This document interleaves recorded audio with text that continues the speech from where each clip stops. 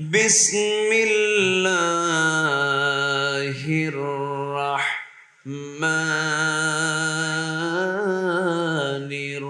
الرحيم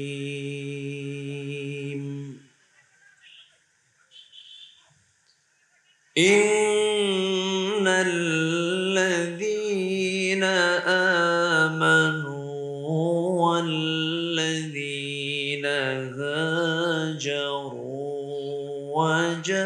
وجاهدوا في سبيل الله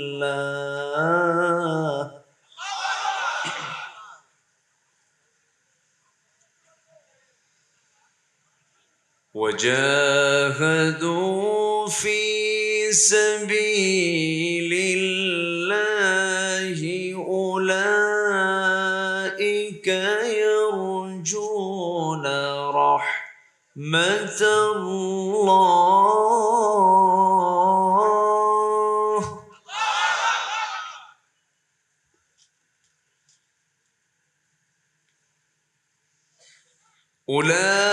أولئك يرجون رحمة الله والله غفور رحيم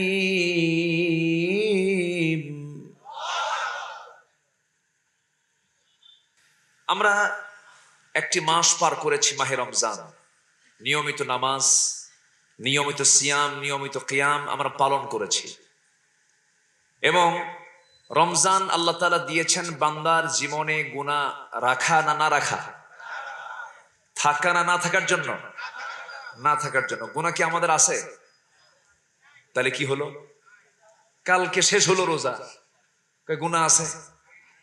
গুনাহ নাই? গুনাহ নাই? আছে?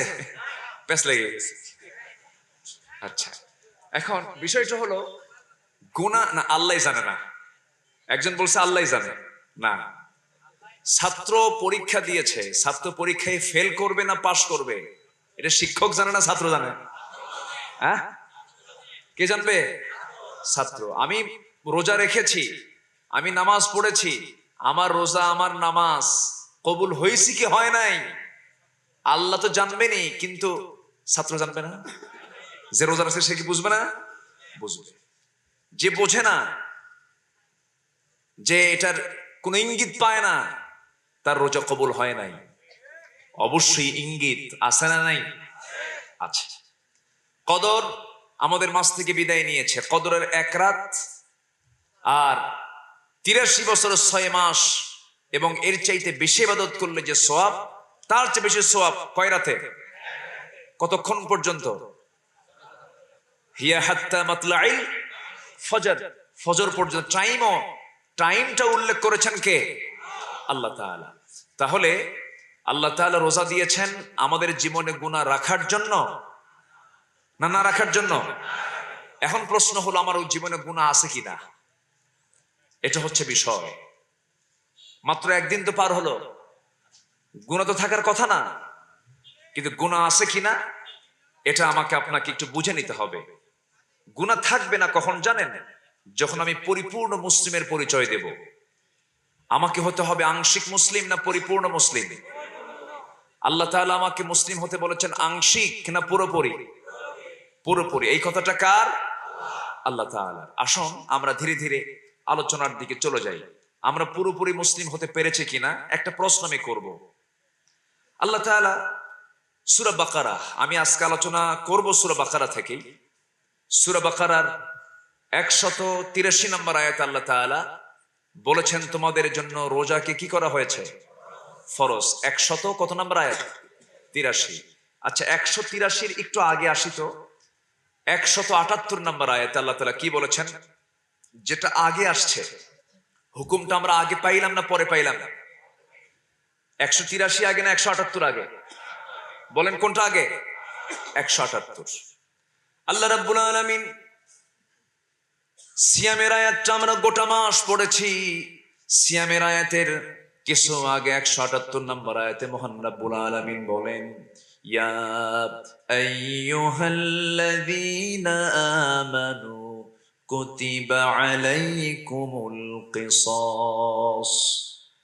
ঈমানদারেরা, তোমাদের জন্য সিয়ামকে যেমন ফরজ করেছি, লিখিত আকারে আইন আকারে পাশ করেছি, ঠিক তেমনি তোমাদের জন্য কিসাসের হুকুমটাও তোমাদের জন্য আমি ফরজ করে দিয়েছি, আইন আকারে পাশ করেছি। কিসাস মানে হলো হত্যার বিনিময়ে হত্যা। স্বাধীন ব্যক্তি স্বাধীন ব্যক্তিকে হত্যা করবে, তার বিচার কোরআনে আছে না নাই? আসতে বলবেন না, আছে না নাই? নারী যদি হত্যা করে, নারী কি তাকেও হত্যা করতে হবে আল্লাহ তাআলা, এবং এটা রেজাল্টও জানিয়ে দিচ্ছেন। শোনো, কিসাসের যে হুকুমটা আমি আল্লাহ জানিয়ে দিচ্ছি, ওয়ালাকুম ফিল কিসাসি হায়াহ, তোমাদের জন্য এই কিসাসের ভিতরেই রয়েছে, আইনের ভিতরেই তোমাদের জন্য জীবন রয়েছে। তাহলে বোঝা গেল আল্লাহ তাআলা 183 নম্বর আয়াতে যে হুকুমটা দিয়েছেন, সিয়ামটা আমরা পালন করেছি। আমরা রোজা রেখেছি 30 দিন, 1 মাস আমরা সিয়াম কিয়াম করেছি। কিন্তু তার কিছু আগে 178 নম্বর আয়াতে যে আল্লাহ তাআলা বলেছেন, কুতিবা আলাইকুমুল কিসাস, তোমাদের জন্য কিসাসকে, তোমাদের জন্য খুনের বিচারকে, হত্যার বিচারকে আমি তোমাদের জন্য ফরজ করে দিয়েছি। কার কথা? সে হত্যার বিচার কি আছে? আসতে কোন কেন? আসতে কেন? আর সেই হত্যার বিচার যে কোরআন দিয়েছে, এই আইন কি সবাই মানে? সবাইকে মানে? সবার রোজা কি কবুল হবে? না। আলোচনা করি, আলোচনা চালাই, কিন্তু অনেকের কিন্তু গায়ে লাগবে। লাগুক, কোন সমস্যা, অসুবিধা? আচ্ছা, দেখি একটু লাইনে আসে।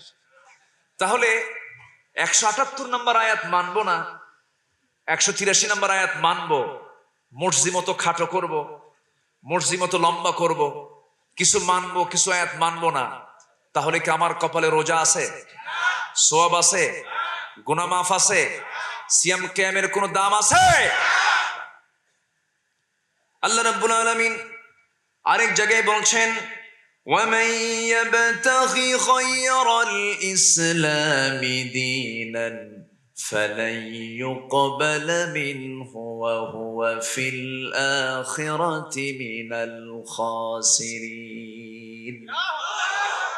বাড়িতে যাবেন, কোরআনটা খুলবেন, কোরআনটা পড়ার চেষ্টা করা দরকার।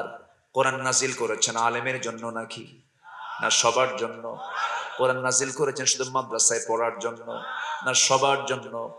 সবার জন্য। বাড়িতে গিয়ে কোরআন খুলবেন, আলোচনা শোনার পরে বাড়িতে গিয়ে সুযোগ পেলে পরে কোরআনটা পড়বেন, খুলবেন, খুলে দেখবেন হুজুর যে আলোচনা করলো 178 নম্বর আয়াতে ঠিক বলছে কিনা দেখে নিবেন। সূরা আলে ইমরানের 85 নম্বর আয়াত আল্লাহ রাব্বুল আলামিন সাফ সাফ বলে দিচ্ছেন, খুব কমন আয়াত। আল্লাহ তাআলা বলছেন যে বান্দা ইসলাম ছাড়া অন্য কোন বিধানকে যে বান্দা গ্রহণ করবে, অন্য কোন আইনকে যে বান্দা গ্রহণ করবে, গায়রাল ইসলামি দীনান, জীবন বিধান হিসেবে গ্রহণ করে নেবে, ফালাই ইউকবাল মিনহু, তার কোনো কিছুই কবুল করা হবে না। তার নামাজ কবুল হবে না, তার রোজা কবুল হবে না, তার হজ কবুল হবে না, তার দান সদকা কবুল হবে না, শুধুমাত্র কার আইন না মানার কারণে। আসতে বলবেন না, কার আইন না মানার কারণে? তাহলে শুধু কি রোজাটাই ইসলাম মানা? রোজাটাই শুধু কি ইবাদত? না। একটা মানুষের সব ঠিক আছে কিন্তু লিভারটা পচে গেছে, বাঁচবে? একটা মানুষের সব ঠিক আছে কিন্তু লাংসটা পচা, বাঁচবে? বাঁচবে না। তাহলে মানুষ বাঁচতে হলে তার লিভার থাকতে হবে, লাংস থাকতে হবে, সব ঠিক আছে, কিডনি নাই, মানুষ কি বাঁচবে? তার কিডনিও থাকতে হবে। মানুষের শরীরে কিছু কিছু অঙ্গ প্রত্যঙ্গ আছে যা না থাকলে সে বাঁচে না। যদি হ্যাঁ তার হাতটা কেটে যায়, সে আরেকটা হাত নিয়ে বাঁচতে পারবে। যদি তার 2 চোখ না থাকে তাও সে বাঁচতে পারবে। কিন্তু যদি তার লিভার না থাকে, লাংস না থাকে, কিডনি না থাকে, হার্ট ব্লক হয়ে গেছে, তাহলে কি বাঁচবে? বাঁচবে না। ইসলামের কিছু হুকুম আছে ফরজ, যে হুকুমের একটা হুকুমকে আপনি যদি অস্বীকার করেন, না মানেন, আপনার কোন আমল কবুল হবে না। কথা ক্লিয়ার? কথা কি ক্লিয়ার? তাহলে এখন আমরা যে ইবাদত করি, ইবাদত করতেছি ঠিক আছে, কিন্তু ইবাদত করার আগে আমার ঈমানের পরিপূর্ণতার দরকার আছে না নাই? আসতে বলবেন না, আছে না নাই? ইমানের পরিপূর্ণতার দরকার আছে। কোন ফরজ বিধানকে লঙ্ঘন করা যাবে না, কোন আইনকে লঙ্ঘন করা যাবে না। এজন্য সবার আগে আমাদের সম্পূর্ণ পরিচ্ছন্ন রাখতে হবে যে বিষয়টা, সেটা হচ্ছে আমাদের ঈমানকে পরিচ্ছন্ন রাখতে হবে। কি পরিচ্ছন্ন রাখতে হবে? ঈমান। ঈমান ক্লিয়ার, সব ক্লিয়ার। নামাজ ক্লিয়ার হলে হবে না, শুধু রোজা ক্লিয়ার হলে হবে না, শুধু হজ ক্লিয়ার হলে হবে না, শুধু যাকাত ক্লিয়ার করলে হবে না, ঈমানটাকে আগে ক্লিয়ার করতে হবে। আবার আপনি ভুল বুঝবেন না, হুজুর আপনি তো নামাজ না পড়ার কথাই বলতে চাচ্ছেন মনে হয়, এরকম বুঝতেছেন নাকি আপনারা? আমি কি নামাজ না পড়তে বলেছি? না, নামাজ মুনাফিকরাও পড়ে। মুনাফিকের নামাজ আছে না নাই? আছে। মুনাফিকরাও কিন্তু নামাজ পড়ে, এবং যারা সবচেয়ে বড় মিথ্যুক ওরা প্রথম কাতারে দাঁড়ায়। আছে না নাই? আছে। তাহলে মুনাফিকরা নামাজ পড়ে, মুনাফিকরা রোজাও রাখে, মুনাফিকরা দান সদকাও করে, মুনাফিকরা যাকাতও দেয়। কিন্তু আল্লাহ তাআলা বলেছেন, শোনো বান্দা, এই সমস্ত ইবাদত আমি তোমার জন্য ফরজ করেছি, তবে হ্যাঁ তোমার ঈমানটাকে ক্লিয়ার করো। আল্লাহ বলছেন সূরা বাকারার যে আয়াত থেকে আমি কথা বলতে চাচ্ছি, আল্লাহ রাব্বুল আলামিন সেই জায়গায় বলছেন, তোমরা যদি তিনটা কাজ করতে পারো, আমার রহমত, আমার বরকত তোমার উপর আমি আল্লাহ নাজিল করে দেব। শুধু তাই দেব না, তোমার জীবনের সমস্ত গুনাহগুলো আমি আল্লাহ মাফ করে দেব। কার কথা? কয়টা কাজ? বলেন কয়টা কাজ? তিনটা কাজ আমরা শিখে যাব আজকে। জোরে বলি ইনশাআল্লাহ। এক নাম্বার হলো ঈমান আনা। এক নাম্বার কি আনা? হয়তো বলবেন হুজুর আমি তো ঈমান আনছি। আবার অনেকের নাম আছে ঈমান আলী, আছে না নাই? নামই হচ্ছে ঈমান আলী, আছে না? হিম্মত আলী, কিন্তু সাইকেলের চাকা বাস্ট হলে হার্ট স্ট্রোক করে, আছে না নাই? আতর আলী, কিন্তু কান পচা, আছে না নাই? আছে। নাম দিয়ে তো কাম হবে না, নাম দিয়ে আপনি জান্নাত পাবেন না, নাম দিয়ে আপনি, বংশ দিয়ে আপনি জান্নাত পাবেন না, চেহারার বড়াই করে আপনি জান্নাত পাবেন না, বংশ দিয়ে জান্নাত পাবেন না, ক্ষমতা দিয়ে জান্নাত পাবেন না। আমি খুবই আনন্দিত এই মাহফিল কমিটির উপরে, যে তারা ঈদ পরবর্তী আজকের এই দিনে তারা কোরআন শোনার একটা আয়োজন করেছেন। বলি আলহামদুলিল্লাহ। এই আয়োজন কি সবাই করতে পারে? গান বাজনা আছে না নাই? আজকে আমি ঢাকা থেকে আসতে নিয়ে হাইওয়েতে দেখি মানে কিছু কিছু মিনি ট্রাক ভাড়া করে ওর মধ্যে কিছু ডেস্ক সেট তুলে, বক্স টক্স তুলে, বানর যেমন লাফায় ওরকম করে লাফালাফি করতেছে। কি বুঝতেছেন কি আপনারা? আচ্ছা, তাহলে এরকম যুবক আছে না নাই? আল্লাহ তাআলা বলতেছে, তুই যখন সফরে বের হবি বলবি সুবহানাল্লাযী সাখখারা লানা হাযা ওয়া মা কুন্না লাহু মুকরিনিন ওয়া ইন্না ইলা রাব্বিনা লামুনকালিবুন। তুমি রাস্তায় বের হয়েছো, তুমি আমার নামটা নিয়ে আমার কাছে নিরাপত্তা চেয়ে তুমি রাস্তায় বের হও। কিছুক্ষণ পরে সেই দেখি হানিফ এন্টারপ্রাইজের নিচে একটা হুন্ডা তলে, মানুষ যে কই আছে আল্লাহ জানে। হুন্ডা যদি তলা থেকে মানুষ কি আছে? মানুষ তো আর নাই। তাহলে সেই রাস্তায় আপনি বক্স টক্স ট্রাকের উপরে তুলে আপনি নাচতেছেন। যুবক, এই রং তামাশা সামান্য কিছু সময়কে তোমার আনন্দ দিতে পারে, কিন্তু জান্নাতের সেই চিরস্থায়ী নিয়ামত, চিরস্থায়ী বরকত থেকে তুমি বঞ্চিত হয়ে যাবে যদি এই ক্ষণিকের কিছু শান্তি তুমি পেতে চাও, আনন্দ তুমি পেতে চাও। এই আনন্দ কেমন আনন্দ? আপনাদের কোনো সময় দাউদ হয়েছে কিনা জানি না, চুলকানি বোঝেন তো? যখন চুলকায় তখন কি থামে? খেলে চুলকাতি, খেলে মজায়, এই মজার ফুরায় না, কিন্তু এক সময় তো থামে না? যখন থেমে যায়, যখন পানি লাগে তখন কেমন লাগে? তখন কি হয়? হাই রে চুলকালাম কেন, এত চুলকায় তো কাম সারছে। তো অশ্লীল গান বাজনা হচ্ছে এই দাউদ আর চুলকানির মতো, যখন শুনি তখন মজাই লাগে, কিন্তু এরপরে ফলাফল পাওয়া যায় এরপরে। সম্মানিত ভাইয়েরা, যুবকরা, অশ্লীল কোনো গান বাজনার দিকে যাব না আমরা। জোরে বলি ইনশাআল্লাহ, জোরে বলি ইনশাআল্লাহ।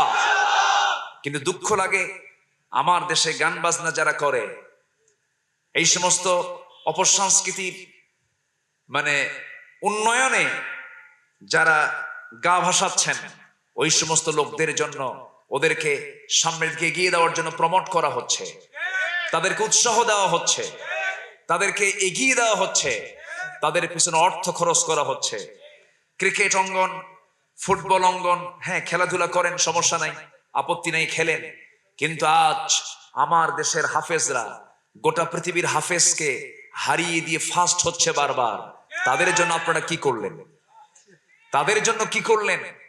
একজন ক্রিকেটার কোটি কোটি টাকার মালিক হয়, একজন ক্রিকেটারের জন্য জায়গা বরাদ্দ হয়, ফ্ল্যাট বরাদ্দ হয়, তারপর তাকে পুরস্কৃত করা হয়। অথচ আমি তো মনে করি যে শিশুটা, যে ছাত্রটা, যে হাফেজ গোটা পৃথিবীর হাফেজকে হারিয়ে দিতে পারে, আমি তো মনে করি এর চাইতে জগতের শ্রেষ্ঠ সন্তান দ্বিতীয়টা নাই। সেটা আমার দেশ করে। বলি আলহামদুলিল্লাহ, জোরে বলি আলহামদুলিল্লাহ। রাষ্ট্রীয় পৃষ্ঠপোষকতা যদি কমপ্লিটলি থাকতো, তাহলে আরো যে কত প্রতিভা লুকিয়ে আছে আমাদের চোখের সামনে, আমরা এই প্রতিভাগুলোকে হারিয়ে ফেলছি। আমরা ভালো কাজে উৎসাহ দেব, জোরে বলি ইনশাআল্লাহ। এই যে মাহফিল কমিটি আয়োজন করেছে 6 বার, কেন?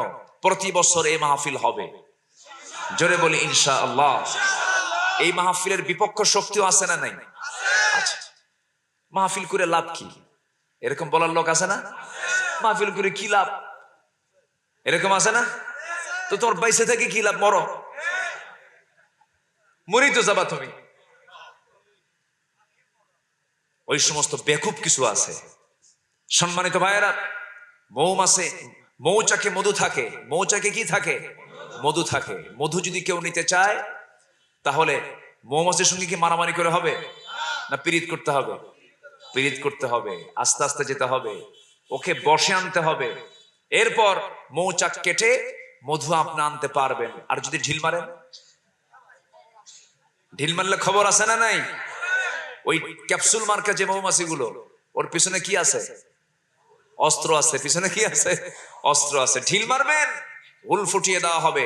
ওয়াজ মাহফিলে যারা ঢিল মারবেন, হুল ফুটিয়ে দেওয়া হবে।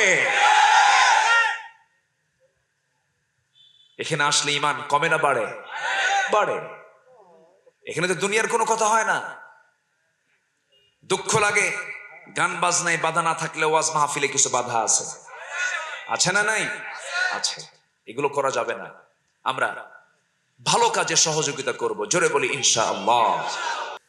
একটু কান লাগান, আর কিছু সময় আমি কথা বলবো, একটু মনোযোগ দিয়ে আমরা শোনার চেষ্টা করব, জোরে বলি ইনশাআল্লাহ।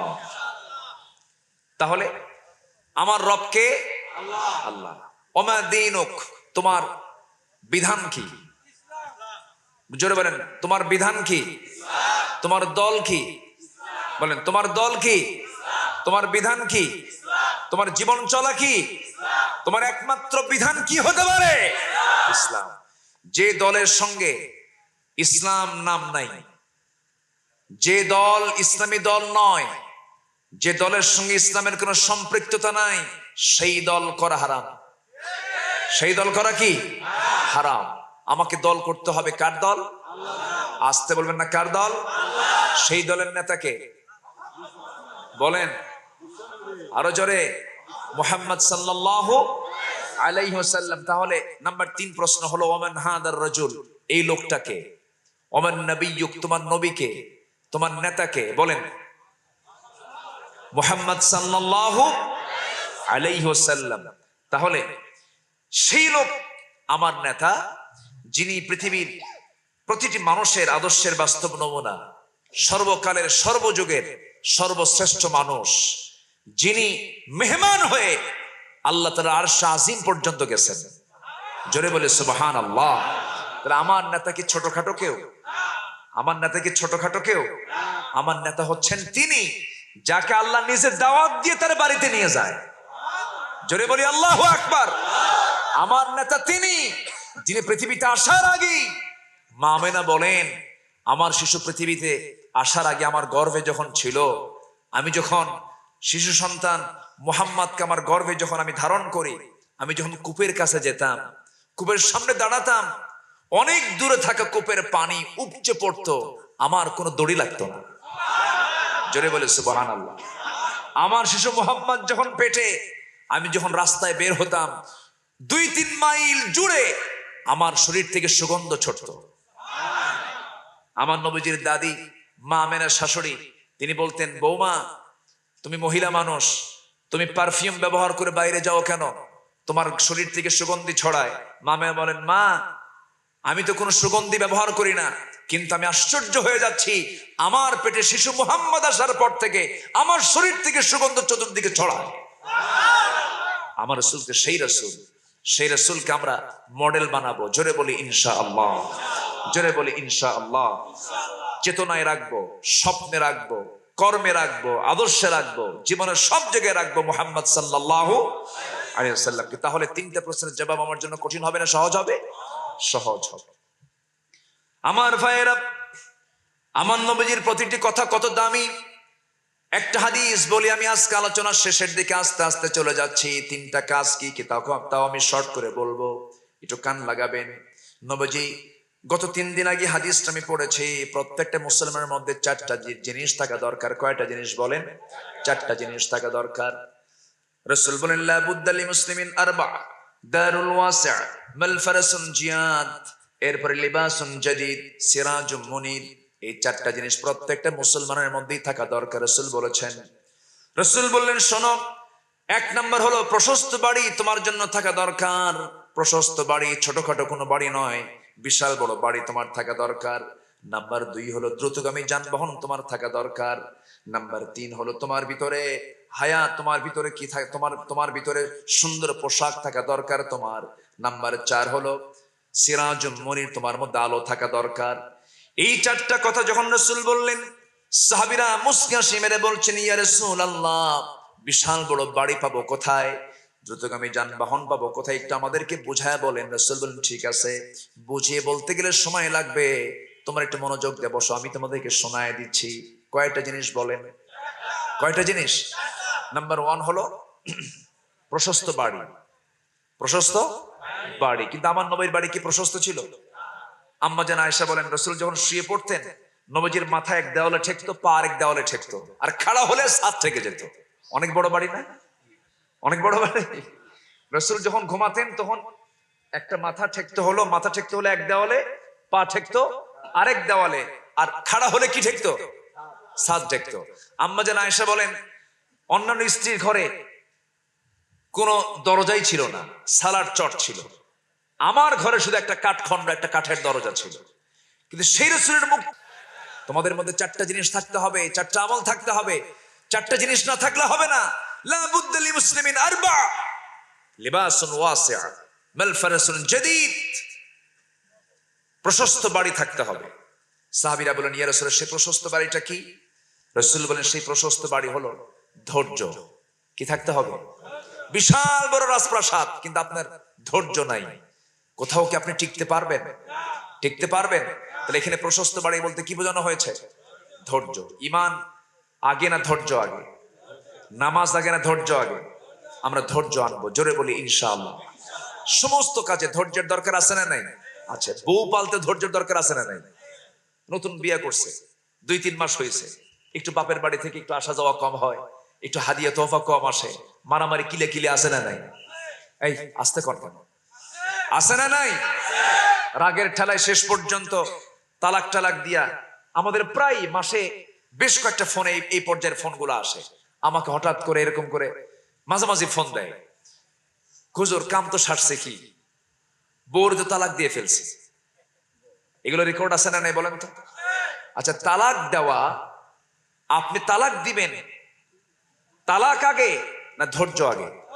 বলেন, তালাক আগে না ধৈর্য আগে? আপনি ধৈর্যের সঙ্গে তালাক দেন। হুজুর তালাক দিয়ে দিছি। কেমন তালাক দিছো? হুজুর বউর তো 3 তালাক দিছি, শাশুড়ি শুদ্ধ তালাক দিছি। আছে না এরকম? আছে না? আসতে কোন কেন আছে না? এগুলো আছে। এখন তালাক টালাক দিয়ে আমাদের কাছে এসে বলে, হুজুর কাম তো সারছে, এখন কি করা যায়? হুজুর রাগের ঠেলায় দিছি তালাক, আমি কিন্তু মোহাব্বত করে তালাক দেই নাই, রাগের ঠেলায় দিই। আচ্ছা, কেউ কি মোহাব্বত করে তালাক দেয়? তো বউ এদিকে আসো, শোনা আমি তোমার খুব ভালোবাসি, তালাক দিলাম, এরকম করে তালাক দেয়? তো তালাক তো রাগের ঠেলাই দেয়। আচ্ছা, কেউ যদি মার্ডার করে, কেউ কি মানে মোহাব্বত করে মার্ডার করে? খুন কি মোহাব্বত করে করে না রাগে করে? রাগে করে। ইমানদার কখনো ধৈর্যহীন হতে পারে না। ইমানের সাথে ধৈর্যের বিশাল একটা সম্পর্ক আছে। যার ধৈর্য নাই তার ইমান টিকে থাকতে পারে না। নাম্বার 2, দ্রুতগামী যানবাহন। দ্রুতগামী যানবাহন মানে হচ্ছে কমন সেন্স থাকা। কমন সেন্স, কিছু কিছু লোকের আছে কমন সেন্স নাই, আছে না? এরকম কিছু আছে না? আকল থাকা। গরুর মধ্যে কোনো আকল আছে? গরুর মধ্যে কোনো কমন সেন্স আছে? আচ্ছা, গরুর সামনে যদি কোনো যুবক যুবতী জেনার কাজ করে, গরু কি কবে তোরা কি করিস এখানে বলবে? এগুলো বলবে? ওর কোনো কমন সেন্স নাই। ইমানদারের মধ্যে কমন সেন্স থাকতে হবে। নাম্বার 3 হলো তোমরা সুন্দর পোশাক পরবে। এই বলতে কি এই সুন্দর পোশাক কি এই কাপড় চোপড় সুন্দর পোশাক না? তোমাদের মধ্যে থাকতে হবে লেবাসুত তাকওয়া, তাকওয়ার পোশাক তোমাদের থাকতে হবে। এখন দামি দামি যত পোশাক আছে ওই সমস্ত পোশাক পরে কি পর্দা হয়? আসতে বল, পর্দা হয়? 1 লক্ষ টাকা দামের শাড়ি পরছে কিন্তু কোমর বের করা, পেট বের করা, এরকম শাড়ি আছে না নাই? ওটা কি সুন্দর পোশাক? যে পোশাক বেহায়া বানায়, যে পোশাক আপনাকে জাহান্নামে নিয়ে যাবে, সেই পোশাক পরা যাবে না। আপনাকে তাকওয়ার পোশাক পরতে হবে। নাম্বার 4 হলো সিরাজুম মুনির। তোমাকে আলো নিতে হবে, আলো, প্রদীপ্ত আলো। সে আলো অন্য কিছুর আলো নয়, সে আলো হলো কিসের আলো? বলেন কিসের আলো? বলেন কিসের আলো? এই কোরআনের আলোতে আমরা আলোকিত হব। কোরআন দিয়ে জীবন গড়ব, কোরআন দিয়ে সমাজ গড়ব, কোরআন দিয়ে পরিবার গড়ব, কোরআন দিয়ে রাষ্ট্র গড়ব। এই জমিন যার, আইন চলতে হবে তার। এই মতের পক্ষে রাজি আছেন কারা কারা? একটু হাত উঁচু করে দেখেন মুসলমান।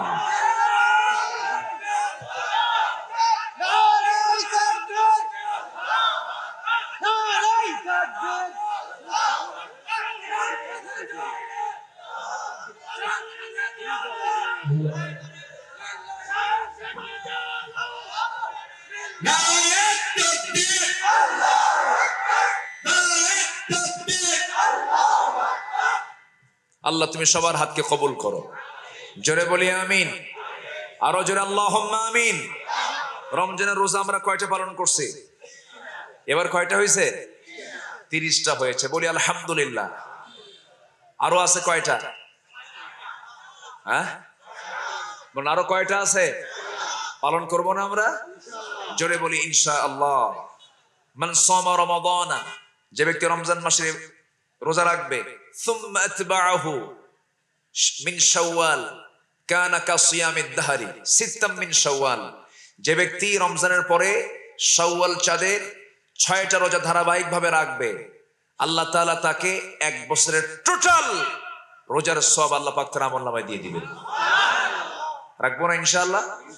এটা ছোট্ট ঘটনা মনে পড়লো আমার। সে ঘটনাটা হলো, আমার নবীজি খুব মিশুক মানুষ ছিলেন। নবীজির কাছে প্রাণ খুলে সবাই কথা বলতে পারতো, রিজার্ভ ছিলেন না তিনি। তার চেহারার দিকে তাকালে ক্ষুধা বন্ধ হয়ে যেত। কিছু কিছু লোক আছে হাসেও না কান্দেও না, ওদের বউরা মনে মনে কয় এই মরবে কোন দিন। কি কথা কি বোঝা গেল? আমার নবীজির পেটে খাবার ছিল না মাঝে মাঝে, কিন্তু নবীজির হাসি মুখ থেকে ফুরাতো না। আলহামদুলিল্লাহ বলে। দেখলেই রাসূলের দিকে তাকালেই কলিজাটা ভরে যেত। সবাই মুখ খুলে কথাও বলতে পারত। তো আমার নবীজির কাছে এক মহিলা এসে দাঁড়ায় আছে, পর্দার নিয়ম রক্ষা করে দাঁড়ায় আছে। রাসূল বলেন, মহিলা তুমি আমার কাছে আসছো কেন? কি সমস্যা তোমার? তোমার কোনো প্রবলেম? হুজুর আমি আসছি আপনার কাছে, আমার বিয়ে হয় না। সুবহানাল্লাহ বলবেন না? আচ্ছা বলেন তো, এটা একটা মহিলা রাসূলকে কত কাছে নিলে পরে তিনি কত উদার ছিলেন, যেই কথা বলার জন্য তিনি রাসূলের কাছে চলে আসছেন, হুজুর আমার তো বিয়ে হয় না। রাসূল বললেন, তোমার বিয়ে হচ্ছে না? না। তো তুমি কোনো চিন্তা করো না, আমি তোমার বিয়ের ব্যবস্থা করে দেব। জোরে বলে সুবহানাল্লাহ। মহিলা বলছেন, হুজুর বিয়ে তো দিবেন আমারে, কিন্তু যেন তেন পুরুষ কিন্তু আমার পছন্দ না। কি তোমার পুরুষ তোমার পছন্দ? যিনি আমার স্বামী হবেন তাকে 5 ওয়াক্ত নামাজ বা জামাতের সঙ্গে পড়তে হবে। জোরে বলে সুবহানাল্লাহ। আচ্ছা তারপরে কি? মহিলা বলতেছে, এরপরে যে যিনি আমার স্বামী হবেন, নাম্বার 2 হচ্ছে শুধু 5 ওয়াক্ত নামাজ বা জামাতে পড়লে হবে না, তাকে সারা রাত কিয়ামুল লাইল অর্থাৎ নফল নামাজও পড়তে হবে। আচ্ছা, নাম্বার 3 হলো তাকে রমজানের ফরজ রোজা রাখার পাশাপাশি সারা বছর তাকে নফল রোজাও রাখতে হবে। এবং কোন রাতে যদি তার নফল নামাজ পড়তে যদি শরীর খারাপ হয়ে যায়, বসে বসে কোরআন তেলাওয়াত করতে হবে। দেখেন তো, এইরকম কঠিন কন্ডিশন রাসূল যখন শুনলেন, বললেন সাহাবী মহিলা, ঠিক আছে তুমি যাও, দেখি তো এরকম কোন পুরুষ পাই কিনা আমি দেখতেছি। এখন দিনের বেলা রোজা, রাতের বেলা নামাজ, বইয়ের হক আদায় হবে কখন? এত জটিল একটা শর্ত নবীজি শুনে বলেন, মহিলা তুমি যাও, আমি চেষ্টা করছি। আমার নবীজি প্রস্তাব দিলেন সাহাবীদের মাঝে। সাহাবীদের মাঝে প্রস্তাব দেওয়া মাত্র একজন সাহাবী মুস্কি হাসি মেরে দাঁড়িয়ে বলছেন, ইয়া রাসূলুল্লাহ, যতগুলো শর্তের কথা শুনলাম সকল শর্ত মেনে নিয়া ওই মহিলাকে আমি বিয়ের ব্যাপারে প্রস্তাব দিয়ে দিলাম। নবীজি তার প্রস্তাবকে গ্রহণ করলেন। বিয়ে শাদী হয়ে গেল। বিয়ে শাদী হয়ে যাওয়ার কয়েক মাস পর ওই মহিলা সাহাবী নবীর কাছে এসে আবার চোখের পানি ফেলে ফেলে কাঁদেন। রাসূল বলছেন, বিয়ের আগেও কাঁদো, বিয়ের পরেও কাঁদো, এর কারণটা কি? এর কারণটা কি? এর কারণটা, এর হেতুটা কি? সঙ্গী সঙ্গী ওই মহিলা বলতেছেন, ইয়া রাসূলুল্লাহ, বিয়ে তো দিয়েছেন আমাকে, কিন্তু আমার স্বামী কোনো শর্ত পূরণ করে নাই। যত শর্ত দিয়ে বিয়ে হয়েছিল কোন শর্ত আমার স্বামীর দ্বারা পূরণ হয় না, এই জন্য আমি কান্দি। রাসূল বলেন, মহিলা, আমি তোমার বিচার করতে পারি, তোমার স্বামীর বিরুদ্ধে নালিশ নিয়ে এসেছো, এক মুখে বিচার করবো না, বিচার করতে হলে কয় মুখ লাগবে? আসতে বলবেন না, কয় মুখ লাগবে? আজকে কি 2 মুখ লাগে নাকি? এখন কোনো মুখই লাগে না, অটো রায়, ঠিক কিনা বলেন? একটা খুন কেউ করতে দেখেছে, তার সামনে দেখার জন্য 3 মাইল লাগে নাকি দূরে? 3 মাইল দূর থেকে দেখা যায় না, কাছে থাকতে হবে? আপনি একজনকে খুন করতে দেখেছেন, দেখতে হলে, সাক্ষী হতে হলে, ধরেন আপনার চোখের সামনে আপনার ঘটনা ঘটছে, ধরেন 1 হাত, 10 হাত, 15 হাত, অথবা 5 হাত, অথবা 20 হাত দূর থেকে আপনি দেখতে পাবেন। কিন্তু আমার এরকম কিছু বিষয় আমাদের জানা আছে, 3 মাইল দূর থেকে দেখছে। কয় মাইল দূর থেকে? 3 মাইল। 3 মাইল দূর থেকে কি চোখ দিয়ে দেখে নাকি স্বপ্নে দেখে? আচ্ছা, যাই হোক, তাহলে রায় দিতে হলে 1 মুখ দরকার না 2 মুখ দরকার? 2 মুখ দরকার। আমার রাসূল বললেন, তোমার স্বামীকে ডেকে আনো। স্বামীকে ডেকে আনা হলো। আমার নবীজির সাহাবী 2 জনই, একজন পুরুষ সাহাবী, একজন মহিলা সাহাবী। রাসূল বললেন, ও সাহাবী, তোমার স্বামী তোমার ব্যাপারে আমাকে নালিশ করেছে, তুমি নাকি কোনো শর্ত পূরণ করো নাই। হুজুর, কে বলেছে? আমি সকল শর্ত পূরণ করার চেষ্টা করেছি, আমার কোনো দোষ নাই হুজুর। আমার নবীজি মুস্কি মুস্কি হাসি মারলেন। স্বামী স্ত্রী দ্বন্দ্ব দেখে নবীজি মুস্কি মুস্কি হাসি মেরে বলছেন, ও মহিলা, তুমি বলো এক কথা, তোমার স্বামী বলে এক কথা। এখন আমরা শুনানির দিকে চলে যাই, হিয়ারিং হোক দেখি। এবার রাসূল বলছেন, ও সাহাবী, তুমি নাকি 5 ওয়াক্ত নামাজ বা জামাতে পড়ো নাই। তিনি বলছেন, ইয়া রাসূলুল্লাহ, কি 5 ওয়াক্ত নামাজ আমি বা জামাতে পড়ি নাই এটা ঠিক আছে, তবে আমি ফজর নামাজ এবং ইশার নামাজটা আমি কি জামাত ছাড়ছি নাকি? আপনি আমার স্ত্রীকে জিজ্ঞাসা করেন। সঙ্গে সঙ্গে স্ত্রী বলছে, হ্যাঁ, আমার স্বামী 5 ওয়াক্ত নামাজ বা জামাতে না পড়লেও ফজর এবং ইশার নামাজটা জামাতে নামাজ আদায় করেছে, এতে কোনো সন্দেহ নাই। এবার সাহাবী বলছেন, ইয়া রাসূলুল্লাহ, কি আপনার বর্ণিত হাদিস, যদি কোনো বান্দা ফজর নামাজ এবং ইশার নামাজ বা জামাতের সঙ্গে আদায় করে, আল্লাহ রাব্বুল আলামিন তার আমলনামে গোটা রাত কিয়ামুল লাইলের সমান সওয়াব তার আমলনামায় দিয়ে দেন। হুজুর, গোটা রাত নফল নামাজ পড়ার কি দরকার? আমি তো ফজর ইশার নামাজ তো জামাতে পড়েই নিছি, আমার তো আদায় হয়ে যাচ্ছে। নবীজি মুস্কি মুস্কি হাসতেছেন, সালাকি তো কম না, জোরে কোন সুবহানাল্লাহ। আমার নবীজি শোনার পরে বলছেন, তারপরে তুমি নাকি রোজা রাখো নাই। হুজুর, আপনি আমার স্ত্রীকে জিজ্ঞাসা করুন, আমি কি ফরজ রোজা কি বাদ দিয়েছি নাকি? না, ফরজ রোজা বাদ দেই নাই, তবে নফল রোজা আমি রাখতে পারি নাই সারা বছর। তবে রমজান মাসের পরে শাওয়াল চাঁদের যে 6টা নফল রোজা, আমি কি এটা বাদ দিয়েছি না করেছি? আপনি আমার স্ত্রীকে জিজ্ঞাসা করেন। সঙ্গে সঙ্গে বলছেন, ইয়া রাসূলুল্লাহ, সে তো এই নফল রোজা 6টাই শুধু পালন করছে, আর তো রোজা রাখে নাই। এবার তিনি বলছেন, হুজুর, আপনার বর্ণিত হাদিস, যদি কোনো বান্দা রমজান পরবর্তী শাওয়াল চাঁদের যদি 6টা রোজা রাখতে পারে, কাসিয়ামিদ দাহার, গোটা বছর নফল রোজা রাখলে যে সওয়াব, তার সমান সওয়াব তার আমলনামায় দিয়ে দিবেন। সারা বছর রোজা রাখার কি দরকার হুজুর? জোরে কোন সুবহানাল্লাহ। নবীজি মুস্কি মুস্কি হাসি মারলেন, এরপরে বলছে তুমি নাকি কোরআন তেলাওয়াত করো নাই? হুজুর আমি কোরআন তেলাওয়াত করি নাই, কিন্তু আপনি আমার স্ত্রীকে জিজ্ঞাসা করুন, প্রত্যেকটা রাত্রিতে আমি যখন শুইতে গেছি আমার স্ত্রী পাশে, আমি মনে মনেও কোরআন তেলাওয়াত করি নাই। প্রত্যেকটা রাতে সবার পূর্বে অন্তত সূরা ইখলাস আমি 3টা বার আমি জোরে জোরে পড়েছি, আমার স্ত্রীকে শোনাইছি। আপনার বর্ণিত হাদিস, যদি কোনো বান্দা ফজর নামাজ, যদি কোনো বান্দা শোয়ার আগে, যদি কোনো বান্দা ঘুমানোর পূর্বে সূরা ইখলাস একবার না দুবার না 3বার যদি তেলাওয়াত করে, সূরা ইখলাস হলো কোরআন, গোটা কোরআনের 3 ভাগের 1 ভাগ, অর্থাৎ 3টা বার যদি সূরা ইখলাস কেউ পড়ে, গোটা কোরআন খতমের সমান সব আল্লাহ পাক তার আমলনামায় দিয়ে দেন। প্রত্যেক রাতে কোরআন খতম। সারা বছর নফল রোজা আমি হক আদায় করছি। হুজুর আমার তো আমার কোনো কাজ বাদ নাই। আমার নবীজি মুস্কি মুস্কি হাসি মেরে বললেন, মহিলা সাহাবী, আমার সাহাবীকে আমি তো কোনো ভুল খুঁজে পাচ্ছি না। এবার মহিলা জবাবে বলতেছে, হুজুর ওই যেরকম সালাক তাকে আমি জানি নাকি? জোরে খান সুবহানাল্লাহ। তাহলে কয়টা আমল শিখলাম আমরা? বলেন কয়টা আমল শিখলাম? অন্তত কয় ওয়াক্ত নামাজ জামাতে পড়বো আমরা?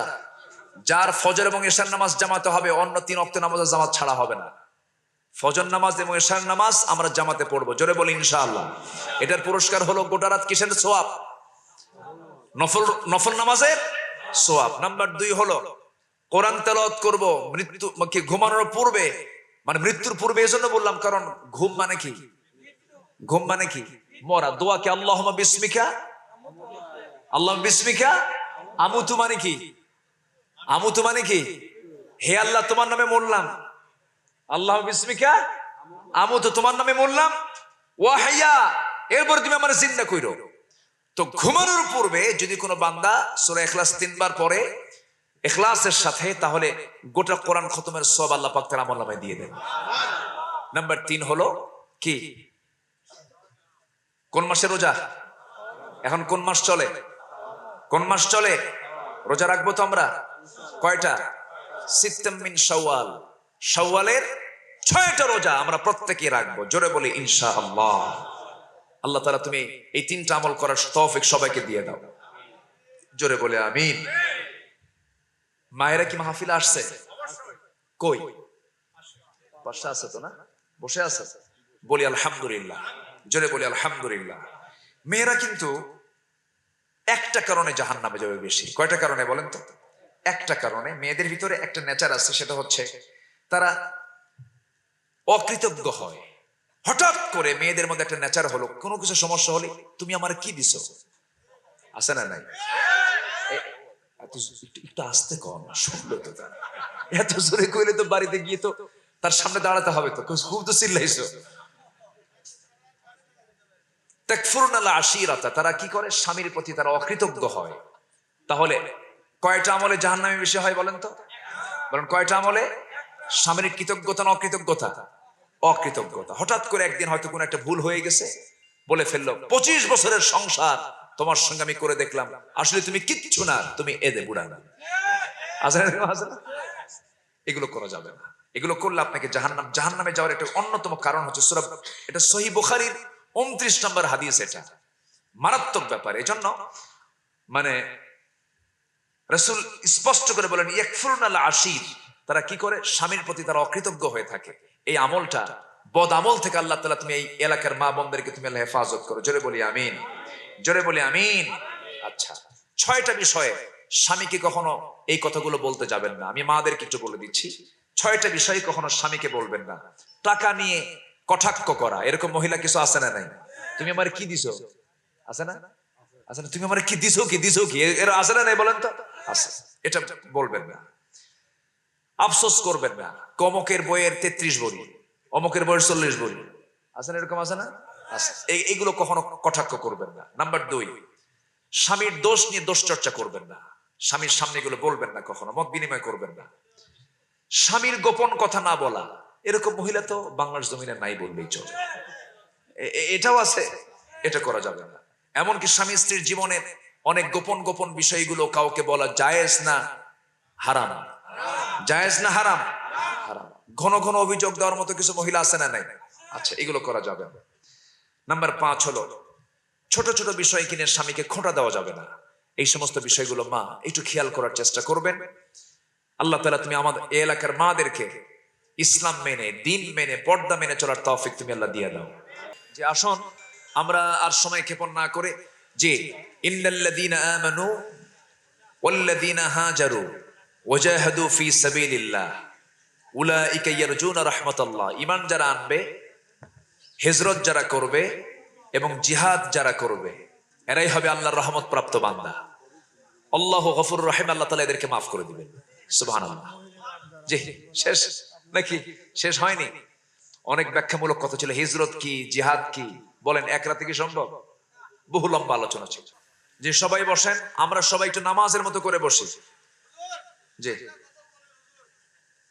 একটা, যে সবাই বসেন, সবাই একটু বসেন, নামাজের মতো করে বসি। নামাজের মতো করে বসে আমরা চাইবো কার কাছে? চাইবো কার কাছে বলেন সবাই? সবাই বলে সুবহানাকাল্লাহুম্মা ওয়া বিহামদিকা আশহাদু আল্লা ইলাহা ইল্লা আনতা আস্তাগফিরুকা ওয়া আতুবু ইলাইকা। জোরে বলি ইয়া আল্লাহ, ইয়া রহমান, ইয়া হাইয়্যু, ইয়া কাইয়্যুম বিরহমাতিকা নাস্তাগীস। ইয়া আল্লাহ, আমার জীবনের সগীরা কবীরা, ছোট বড় সব গুনাহ তুমি আল্লাহ মাফ করে দাও, মাফ করে দাও। জোরে বলুন ইয়া রাব্বাল আলামিন, ইয়া রাব্বাল আলামিন। আল্লাহুম্মা আমিন। রব্বানা যালামনা أنفسنا وإن لم تغفر لنا وترحمنا لنكونن من الخاسرين ربنا لا تزغ قلوبنا بعد إذ هديتنا وهب لنا من لدنك رحمة إنك أنت الوهاب। আল্লাহ তাআলা গভীর রাত্রি জুমরাত ঝিমানো রাত্রিতে হাজার হাজার মুসলমান নরনারীকে নিয়ে তোমার কালাম থেকে কিছু কথা বলেছি। গুনার বোঝা মাথায় নিয়ে কাঙ্গাল ভিখারির মতো দুটো হাত পেতে আছি। আল্লাহ, গুনার দিকে নজর দিও না, বান্দা মনে করে তামাম জীবনের সমস্ত গুনাহগুলোকে মাফ করে দাও। জনম দুঃখিনী মা, জনম দুঃখী বাপ জান যারা চলে গেলেন, জিন্দেগির গুনাহগুলো মাফ করে দাও, কবরগুলোকে জান্নাতের টুকরা বানাইয়া দাও। অনেক আলোচনা শেষ করে বাড়ি ফিরে যাব, বাড়িতে ফিরে গিয়ে সব দেখবো, কিন্তু মার চেহারা দেখতে পাবো না, বাবার চেহারা দেখতে পাবো না। ঘর আছে, বাড়ি আছে, বিছানা আছে, কিন্তু বাড়িওয়ালা নাই রে। আয় আল্লাহ তাআলা, তোমার কাছে ফরিয়াদ করি, ওই মার আব্বার কবরগুলোকে জান্নাতের টুকরা বানাইয়া দাও। ঈদের দিনে মা আমাকে সকালবেলা গোসল করাইয়া দিয়েছেন, বাবার হাতে তুলে দিয়েছেন, বাবা হাত ধরে নতুন পাঞ্জাবি পরায় গায়ে নিয়ে গেছেন। সে আব্বা নাই, সে আম্মা নাই। ঈদের দিন আসে কিন্তু মাকে পাই না রে, বাবাকে পাই না। সে আব্বা আম্মা যারা চলে গেল, জিন্দেগির গুনাহগুলো মাফ করো, কবরগুলোকে জান্নাতের টুকরা বানাইয়া দাও। তুমি তো দোয়া শিখিয়ে দিয়েছ আব্বা আম্মার জন্য কেমন করে দোয়া করা লাগে। সবাই চক্ষু বন্ধ করুন, হাত একটু উঁচু করে আব্বা আম্মার জন্য সবাই দিল থেকে আওয়াজ দিয়ে দিয়ে সবাই বলুন রব্বির হামহুমা কামা রব্বায়ানি সগীরা, রব্বির হামহুমা কামা রব্বায়ানি সগীরা, রব্বির হামহুমা কামা রব্বায়ানি সগীরা। ও আল্লাহ, এই মাহফিলের আয়োজন যারা করলেন, শোনার জন্য দূর দূরান্ত থেকে যারা আসলেন, বিনিময়ে কিয়ামতের কঠিন ময়দান, যেদিন কেউ কাউকে চিনবে না, যেদিন মানুষ অস্থির হয়ে যাবে, যেদিন মানুষ কাঁদতে কাঁদতে চোখের পানিগুলো পড়ে যাবে, চোখ থেকে রক্ত বের হওয়া শুরু হয়ে যাবে, এমনকি সেই কঠিন মুসিবতের দিনে মা তার সন্তানকে পর্যন্ত স্বীকার করে বসবে। আল্লাহ, সেই কঠিন মুসিবতের দিন এই মাহফিল সবার জন্য নাজাতের মাধ্যম তুমি আল্লাহ বানাইয়া দিও। আল্লাহ, এই মাহফিলের আয়োজন করতে গিয়া অনেকে শ্রম দিয়েছেন, অর্থ খরচ করেছেন, সবার শ্রমকে তুমি আল্লাহ দয়া করে কবুল আর মঞ্জুর করে নাও। 10 টিকার প্রত্যেকটা গ্রামকে ইসলামের দুর্গ বানায় দাও। ঘরে ঘরে ঘরে ঘরে তুমি খালিদ বিন ওয়ালিদ পয়দা করে দাও। আয়েশা খাদিজার মতো মা তুমি আল্লাহ পয়দা করে দাও। তোমার বান্দাগুলো কিনে হাত তুলেছে এমন সময়, যে সময়টা দোয়া কবুলের সময়। তোমার বান্দাগুলো যা যা চাইতেছে, কারো চাওয়া তুমি আল্লাহ ফেরত দিও না। ঘরের শান্তি নাই, শান্তি দিয়ে দাও। পরিবারের শান্তি দূর করে দাও। সন্তানগুলো অবাধ্য বাধ্যগত করে দাও। বিপদগামী তুমি আল্লাহ তাদেরকে সুপথ দেখিয়ে দাও। আয় আল্লাহ তাআলা অসুস্থ অনেকে কাতরাচ্ছেন বিছানায়, আল্লাহ তুমি শাফায়ে কামেলা জেলা দান করো। আয় আল্লাহ তাআলা এই পৃথিবীতে আসার তো সিরিয়াল ছিল, যাওয়ার তো কোনো সিরিয়াল নাই। ডান হাতে আমলনামা না আসা পর্যন্ত আমাদের কাউকে কবরে নিও না। আয় আল্লাহ তাআলা কত জানাজায় হাজির হলাম, আমার জানাজায় একদিন মানুষ হাজির হয়ে যাবে, কোন দিন বিদায় নেব জানি না। মূর্তি যখন হবে তুমি আল্লাহ শহীদি মত কপালে জুটায়া দিও। ইকবাল ভাই ভাগ্যবান যুবকের নাম, তুমি তার খেদমতকে কবুল করে নাও। দুনিয়া থেকে কোন দিন বিদায় হব জানি না। আয় আল্লাহ তাআলা এমন ভাবে নিও না যেইভাবে নিলে পরে তোমার কাছে ধরা খেয়ে যাব। আল্লাহ আল্লাহুম্মা হাসিবনি হিসাবান ইয়াসিরা ইয়া মুকাল্লিবাল কুলুব সাব্বিত কলবি আলা দীনিক। কোন দিন বিদায় হব জানি না। টান মেরে ঘর থেকে বের করে দেবে, কেউ আমার কাছে আসবে না, ভয়ে আমি লাশ হয়ে পড়ে থাকবো। নাম ধরে ডাকবে না, বলবে লাশটা ঘর থেকে বের করো, লাশটাকে গোসল করাও, লাশটাকে জানাজা দাও, লাশটাকে নিয়ে কাফন দাফন করো। ও আল্লাহ, কত যশ, কত সম্মান, কত খ্যাতি ছিল।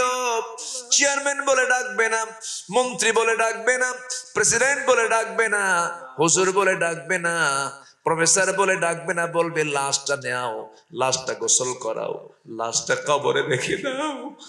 ও আল্লাহ, জীবনের শেষ গোসলটা হয়ে যাবে, মরা মুখ সব দেখে দেখে চলে যাবে রে।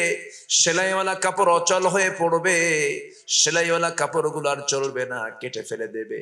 শরীরে এমন জামা পরায় দেবে রে, বাঁশ চাপা দেবে, মাটি চাপা দেবে, মাথায় বাঁধন পায়ে বাঁধন দিয়ে দিয়ে কবরের দিকে টেনে হেসড়ে নিয়ে যাবে। এমন পালকিতে চড়ায় দেবে রে, যে পালকিতে মানুষ মরার পর একবারই চড়বে আল্লাহ। ওই কবরে শোয়া দেবে, ওই যে কবরে রেখে চলে আসবে। 24 ঘন্টা যাবে না, মাথার চুল শ্যাম্পু দিতাম কত, সব খসে খসে পড়বে রে।